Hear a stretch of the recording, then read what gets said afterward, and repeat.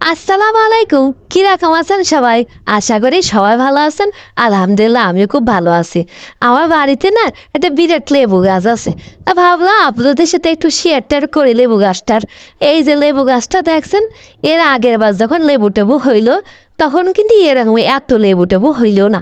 আর স্বাদটাও যেন একটু কিরাম কিরাম ছিল। এইবার যখন লেবু হয়েছে, মাশাল্লাহ, এত সুন্দর স্বাদ, ভিতরটাও যেন লাল ফকফকা করতেছে। তা এতগুলো লেবু যে দেখছেন, এর থেকে কিন্তু বিরাট লেবু আরো ছিল, কিন্তু পেরে টেরে ফেলাইছি। এত লেবু কি আর খাওয়া যায় একা একা? তা নিজেরা খাইছি, পাড়া প্রতিবেশীদেরও দিছি। আবার আবার মনে করেন আমার আপু আর ঢাকায় থাকে, তারও আবার পাঠাইছি। লেবু খেয়েই তো আমার আপা বিরাট খুশি। তা সামনে মাসে আবার যখন আসতেছে, তা মনে করেন লেবু কেড়ে একা একা আবার এই যে দেখছেন, আমার কি একা একা পেটে যাবে? না রে ভাই, লেবু ওর জন্য এবার রাখতে হবে না। আবার এই যে পেঁপে গাছ দেখছেন, এই পেঁপে গাছে কিন্তু এক ফোঁটা কোনো সারটা দিয়া না, তাও একটু পেঁপে হয়েছে আল্লাহর রহমতে, যা ভাষায় প্রকাশ করতে পারবো না। লেবু গাছটার পাশাপাশি আবার মা আবার পেঁপে গাছও লাগাইছে। তা আপনাদের সাথে একটু শেয়ার করলাম।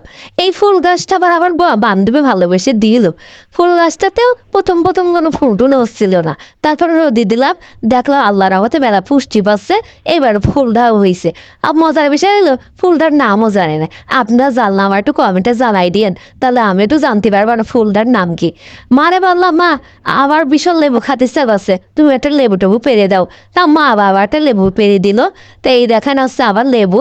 এই লেবুটার গাটা দেখে এরকম মনে হচ্ছে বলছে ভিতরটা কিরকম হবে, কিন্তু অরিজিনাল বলো না। লেবুটার ভিতরে বিশাল সুন্দর লাল টকটক করতেছে।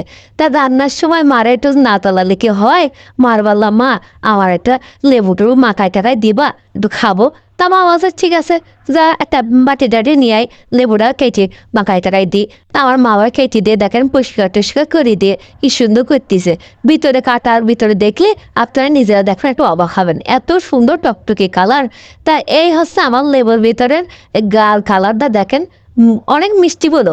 তা আম্মান বলো, মা মিষ্টি যখন তা একটু ঝাল টাল মেরে দাও, ঝাল ঝালও লাগবে না, মিষ্টি মিষ্টিও লাগবে না। আমার মা আবার শুকনো ঝাল মারতে চায় না, বলে ও খাইস নে, খালে আবার পেট জ্বালা করবে না। তাই বললাম যে মা, মিষ্টি শুধু খালি হয়, একটু ঝাল ঝাল না লাগলে কি হবে না? তুমি একটু ঝাল টাল কাসুন দিয়ে মেরে দাও। কাসুন দিয়ে আনতে যাই আমার আব্বার আবার পাটা ধরতে হইলো। আব্বা কাসুন দিয়ে একটু আনো, একটু লেবু পেয়ারাটা মাখানো জেনে নেয়। তা আমার মা আবার মাখায় টাকা দিচ্ছে। এই দেখেন কাসুন সিচুয়েশন দিতে, এইটাই হলো। এত সুন্দর হয়েছে রে ভাই, মাখা আপনারা এরকম মাকে খেয়ে দেখেন। আর এই হলো আমার ফাইনাল লুক লেবু বাখানো। কিরম হয়েছে আপনারা বলো অবশ্যই কমেন্টের মাধ্যমে একটু জানায়েন। আর আমার কথা বলতে চলে মাফ করে দিয়েন।